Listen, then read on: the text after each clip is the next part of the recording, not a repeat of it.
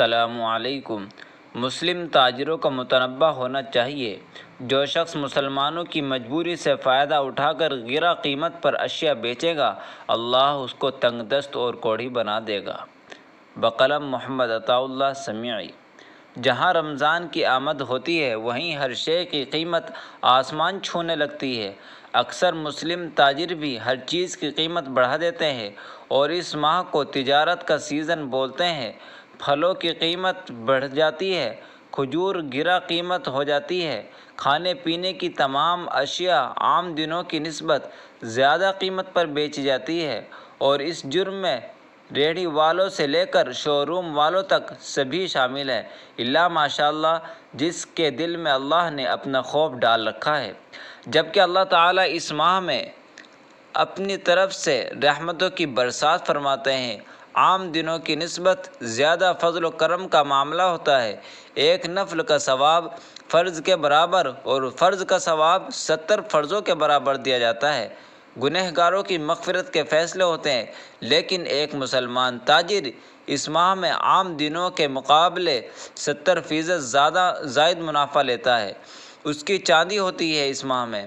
اس کو معلوم ہے کہ مسلمان افطاری سحری میں بادل ناخواستہ قسم قسم کے پھل اور کھانے کی اشیاء یعنی چیزیں ضرور خریدے گا، لہٰذا وہ روزے داروں کی مجبوریوں کا فائدہ اٹھاتے ہیں، اور جب عید قریب آتی ہے تو یہ مہنگائی مزید بڑھ جاتی ہے، لوگوں کی مجبوری کا فائدہ اٹھایا جاتا ہے۔ بہت سے لوگ رمضان سے قبل یعنی پہلے لوگوں کی ضرورت کی اشیاء خرید کر ذخیرہ کر لیتے ہیں، جمع کر لیتے ہیں، اس نیت سے کہ رمضان اور عید کے موقع پر اچھے داموں میں مال بکے گا، چنانچہ پھر رمضان اور عید کے موقع پر مہنگا کر کے بیچتے ہیں۔ ان حالات میں اللہ تعالیٰ سے کس طرح رحم طلب کیا جائے؟ ضروری اشیاء کی قیمتیں معمول سے زیادہ وصول کرنا یا ذخیرہ اندوزی کر کے عام منافع سے زیادہ کمانا کھلا ظلم ہے، اور جب کوئی قوم ظلم کرتی ہے تو اللہ تعالیٰ اس پر عذاب مسلط کر دیتے ہیں۔ اللہ سبحانہ و تعالیٰ کا ارشاد ہے، فَكَأَيِّن مِّن قَرْيَةٍ أَهْلَكْنَاهَا وَهِيَ ظَالِمَةٌ، کتنی بستیاں تھیں جن کو ہم نے اس وقت ہلاک کر دیا جب وہ ظلم کر رہی تھی۔ سورۃ الحج۔ اس لیے ہمیں ایسا کرنے سے توبہ کرنی چاہیے۔ وَمَن يُرِدْ فِيهِ بِإِلْحَادٍ بِظُلْمٍ نُذِقْهُ مِنْ عَذَابٍ أَلِيمٍ، اور جو کوئی شخص اس میں ظلم کر کے ٹیڑھی راہ نکالے گا، ہم اسے دردناک عذاب کا مزہ چکھائیں گے۔ رسول اللہ صلی اللہ علیہ وسلم نے ارشاد فرمایا، جو شخص مسلمانوں کی غذائی ضروریات کی ذخیرہ اندوزی کرتا ہے، اللہ تعالیٰ اسے تنگ دستی اور کوڑھ کے مرض میں مبتلا کر دیتا ہے۔ فرخ کہتے ہیں کہ ایک دن حضرت عمر فاروق رضی اللہ عنہ اپنے دور خلافت میں مسجد جانے کے لیے گھر سے نکلے تو راستے میں انہیں جگہ جگہ غلہ نظر آیا۔ انہوں نے پوچھا، یہ غلہ کیسا ہے؟ لوگوں نے بتایا، یہ درآمد کیا گیا ہے۔ آپ نے فرمایا، اللہ اس میں برکت دے اور اس شخص کو بھی جس نے اسے درآمد کیا ہے۔ لوگوں نے کہا، اے امیر المؤمنین، یہ تو ذخیرہ اندوزی کا مال ہے۔ آپ نے پوچھا، کس نے ذخیرہ کر کے رکھا تھا؟ لوگوں نے بتایا، حضرت عثمان غنی رضی اللہ عنہ کے غلام فروخ اور آپ کے فلاں غلام نے۔ حضرت فاروق اعظم رضی اللہ عنہ نے ان دونوں کو بلوا بھیجا اور فرمایا، تم نے مسلمانوں کی غذائی ضروریات کی ذخیرہ اندوزی کیوں کی؟ انہوں نے عرض کیا، امیر المؤمنین، ہم اپنے پیسوں سے خریدتے اور بیچتے ہیں، اس لیے ہمیں اختیار ہونا چاہیے۔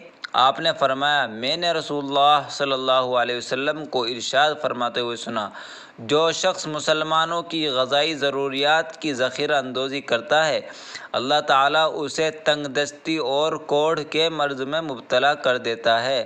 فروخ نے تو یہ سن کر اسی وقت کہا، امیر المؤمنین، میں اللہ سے اور آپ سے وعدہ کرتا ہوں کہ آئندہ ایسا نہیں کروں گا۔ لیکن حضرت عمر رضی اللہ عنہ کا غلام اپنی اسی بات پر اڑا رہا کہ ہم اپنے پیسوں سے خریدتے اور بیچتے ہیں، اس لیے ہمیں اختیار ہونا چاہیے۔ ابو یحییٰ کہتے ہیں کہ بعد میں جب میں نے اسے دیکھا تو وہ کوڑھ کے مرض میں مبتلا ہو چکا تھا۔ اے ایمان والو، ذرا تم شرم کرو کہ کم از کم غیر مسلموں سے سبق حاصل کر لو۔ وہ لوگ اپنے تہوار کے موقع پر اشیاء کی قیمتوں یعنی چیزوں کی قیمتوں پر بھاری چھوٹ رکھتے ہیں، چنانچہ آپ سنتے ہوں گے Diwali sale heavy discount, Holi sale heavy discount, Dussehra sale heavy discount وغیرہ وغیرہ۔ لیکن آج کا مسلمان ہر میدان میں گر چکا ہے، نہ اسے عبادت کا خیال ہے، نہ روزے دار کی مشقت کا، اسے بس اپنی جیب کا خیال ہے۔ کس طریقے سے ایک ہی ماہ میں پورے سال کی کمی کو پورا کر لیا جائے، کس طرح پورے سال ہونے والے نقصان کی بھرپائی اس ایک ماہ میں کر لی جائے۔ اکثر لوگوں کا مسلم تاجروں، ملازمین، مزدور، ٹھیکیدار، مساجد کے ذمہ داران وغیرہ کے متعلق بڑا ہی تلخ تجربہ ہے۔ اگر آپ کی شناسائی نہیں ہے تو مجال ہے کہ وہ مسلم تاجر یا کوئی بھی صاحب معاملہ آپ سے سلیقے سے معاملہ طے کر لے۔ ایسا لگتا ہے کہ یہ امت غیر منظم ہے، اس کو پتہ نہیں تعلیم، تہذیب، اخلاق و کردار کا۔ اس کا نبی تو ایسا نہیں تھا، تو پھر ایسا کیوں ہوا؟ وجہ اس کی علم دین اور اہل علم دین سے دوری اور ان کو ہلکا سمجھنا ہے۔ یہ حالات، یہ آزمائش بلا وجہ نہیں ہے۔ ما اصابکم من مصیبت فبما کسبت ایدیکم ویعفو عن کثیر۔ جو پریشانی آتی ہے سب تمہارے اعمال کی پاداش میں ہے، یعنی تمہارے اعمال کے بدلے میں ہے، اور بہت ساری خطائیں تو اللہ تعالیٰ معاف کر دیتا ہے۔ آج مسلمان کے نہ اعمال صحیح ہیں، نہ اخلاق، نہ کردار، پیدائش سے لے کر مرنے تک سب کچھ شریعت کے خلاف ہے۔ صرف نماز تو لے دے کر کچھ اسلامی طریقے پر پڑھ لیتا ہے، حالانکہ روح اس کی بھی ختم ہے، اور باقی اعمال یا تو بالکل ختم ہیں یا ان کی صورت بگاڑ دی گئی ہے۔ بڑے ڈرنے کا مقام ہے۔ جیسے اعمال ہیں ایسے اعمال پر تو زمین کو الٹ جانا چاہیے تھا، آسمان سے پتھروں کی بارش ہونی چاہیے تھی۔ یہ اللہ کا کرم ہے کہ ابھی بھی اس نے سانسیں چلا رکھی ہیں اور برابر رزق اتار رہا ہے۔